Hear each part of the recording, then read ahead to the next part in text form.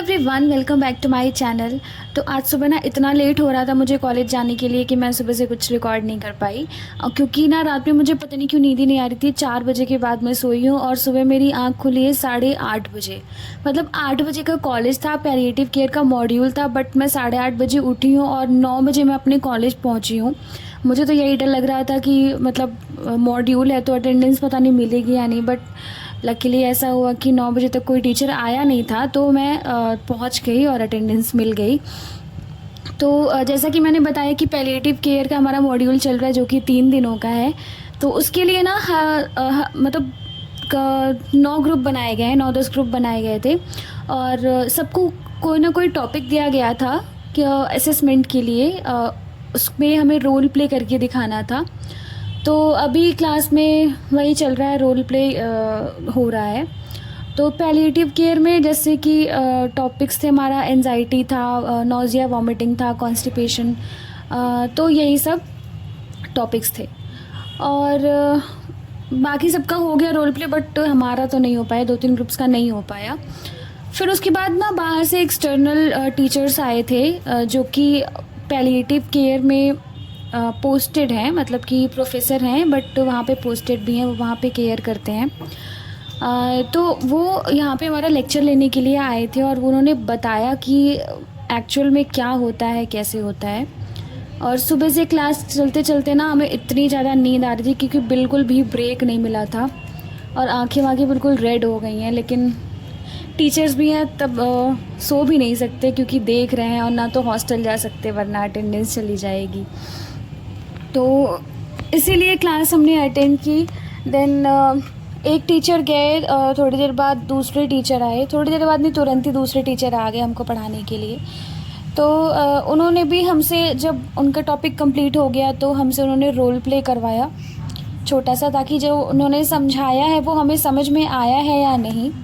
सो वो हमने role play किया और इतना अच्छा लेक्चर था ना। मतलब पैलिएटिव केयर ऐसा एक टॉपिक है जो अभी बहुत लोग इसके बारे में नहीं जानते हैं, बट ये ऐसा टॉपिक है कि सबको जानना चाहिए। और मैं बताऊंगी इसमें कि आपको कि क्या क्या होता है, आप भी सर्च करके देखिएगा।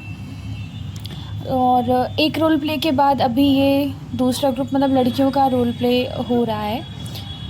इतने टाइम के बाद कम से कम हमारी क्लास छूटी और उसके बाद हमें एक फॉर्म फिल करने के लिए दिया गया जो कि गूगल फॉर्म था पैलिएटिव केयर का। तो हमने वो फिल किया और इतना करते करते 1:30 हो गया। और जो आप इतनी भीड़ देख रहे हैं ना, वो किसी ख़ास वजह से है, आपको दिखाती हूँ।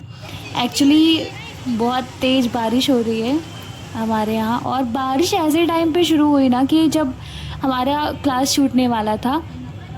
तो अभी सब इधर ही इंतज़ार कर रहे हैं कि बारिश कब रुके और कब हो जाए। वैसे हमारा हॉस्टल तो बगल में ही, आपने देखा भी होगा, वॉल दोनों की सेम है, बट इतनी तेज़ बारिश है ना कि अगर हम जाएंगे तो भीग जाएंगे। तो देखते हैं क्या करना है। ऐसे सोच तो रहे हैं कि चले जाएं।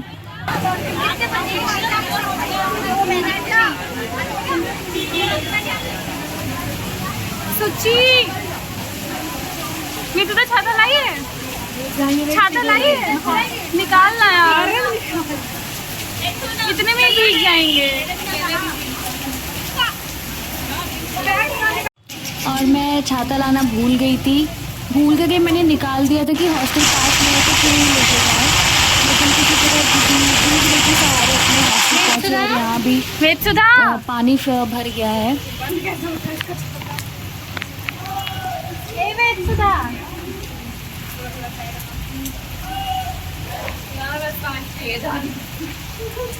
कहाँ गई हो?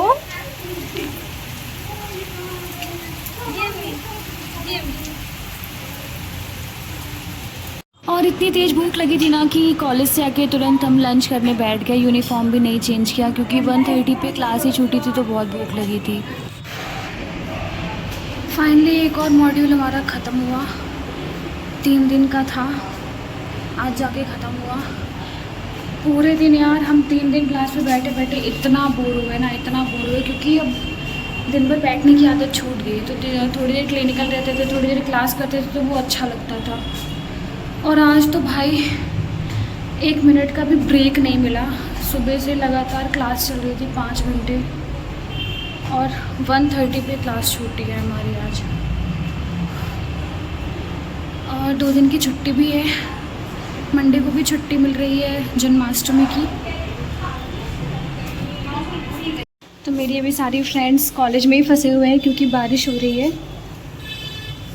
तो मैं जा रही हूँ छाता देने उनको। पास में हॉस्टल रहने का यही तो फ़ायदा है। मैंने चेंज कर लिया बट फिर भी जा रही हूँ। तो ये वो खड़ी है। तो मैं आपको ना पैलिएटिव केयर के बारे में थोड़ा सा बताना चाहती हूँ, क्योंकि ये एक ऐसा टॉपिक है ना कि जिसके बारे में अभी बहुत कम लोगों को पता, हमें ही नहीं पता था।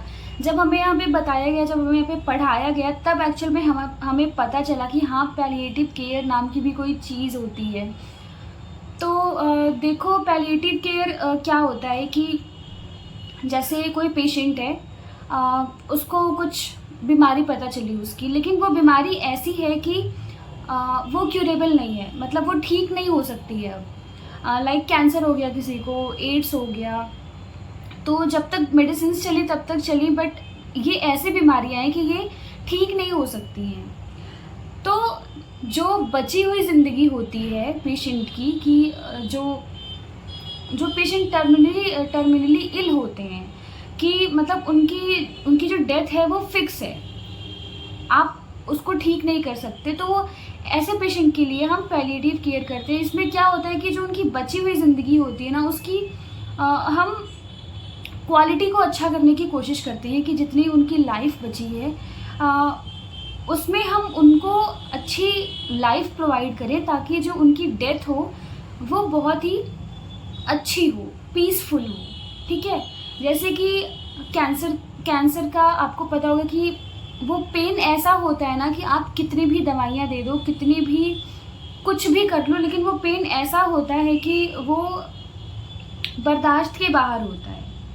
तो अगर कोई पेशेंट है, उसको कैंसर है, वो लास्ट टाइम उसका चल रहा है, तो सिर्फ मतलब वही नहीं, हर इंसान को एक हक होता है पीसफुल डेथ का। कि मतलब आप लोग ने भी घर पे भी अगर आपकी कुछ हुआ होगा तो बोलते हैं ना कि अब हमारा लास्ट टाइम चल रहा है तो हमें हरिद्वार लेके चलो, ऋषिकेश लेके चलो।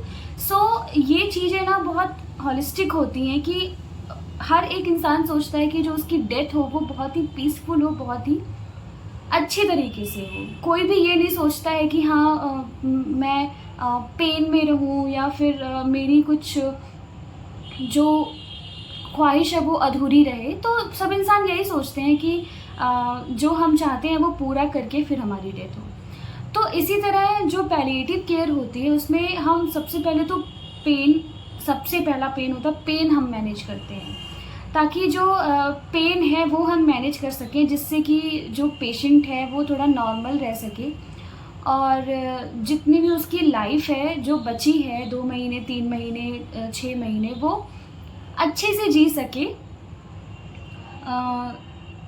और बस यही सब हमें बताया जा रहा था कि हमें कम्युनिकेट कैसे करना है पेशेंट से, पेशेंट की फैमिली से, कि हम उसको बताएंगे कैसे कि लाइक आपके पेशेंट को ये डिज़ीज़ हुई है और उसकी डेथ हो जाएगी। लाइक हम ऐसे किसी को डायरेक्टली जाके नहीं बोल सकते ना कि हाँ आपको कैंसर है और आप मरने वाले हैं। तो हमें कैसे कम्युनिकेट करना है पेशेंट से, उसकी फैमिली से, कि आपको ये बीमारी है और ऐसा ऐसा होगा। तो हम डायरेक्टली नहीं, हम थोड़ा थोड़ा करके बताते हैं, उनको समझाते हैं। तो हमें कम्युनिकेट कैसे करना है, उनको कैसे बताना है, ये सब की भी आज मतलब मॉड्यूल में था ये सब।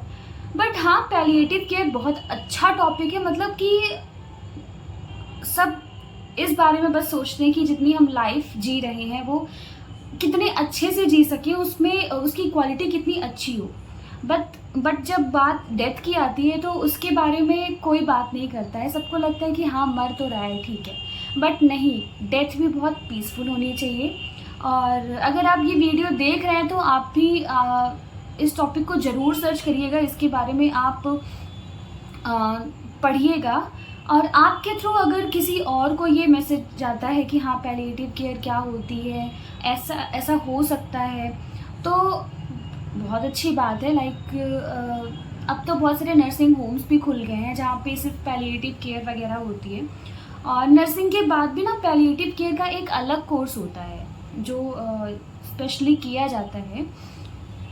तो आप थोड़ा सा इस टॉपिक पे पढ़िएगा, मैंने आपको बेसिक सा बताया है कि क्या होता है क्या नहीं होता है। तो अभी ना मेरी एक जूनियर आई थी मेरे से मिलने के लिए। वो एक चॉकलेट मेरे लिए लेके आई थी। वो बोल रही थी ना, बहुत दिन से मिलने की कोशिश कर रही थी जब से मैं यहाँ हॉस्टल में शिफ्ट हुई हूँ, बट मिल नहीं पा रही थी। तो आज वो फाइनली मिलने आई थी और हमने बहुत सारी बातें की। तो उसने ना बातों बातों में मुझे बताया कि उसके मम्मी पापा मतलब मेरी सारी वीडियोस देखते हैं, बिल्कुल टीवी पे चला के देखते हैं मेरी वीडियोस। और फिर मुझे याद आया कि हाँ, एडमिशन के टाइम पे उसके पेरेंट्स मुझसे मिले थे और उन्होंने मुझसे बोला था, अभी भी मुझे याद है, मैं जा रही थी और उन्होंने मुझसे रोक के पूछा, आप श्वेता हो ना? मैंने कहा हाँ। तो उन्होंने बोला कि आपके बैग से मैंने आपको पहचान लिया और मैंने अपनी बेटी का एडमिशन यहाँ पे करवाया है, उसका नाम नव्या है और आप उसका ध्यान रखिएगा। तो अभी मुझे फ़िलहाल वो सारी चीज़ें याद आ गई। आई होप कि उसके पेरेंट्स ये वीडियो देख रहे हों। मेरी तरफ से उनको बहुत ढेर सारा प्यार, नमस्ते करती हूँ आपको। एंड इतना सारा प्यार करने के लिए बहुत बहुत थैंक यू।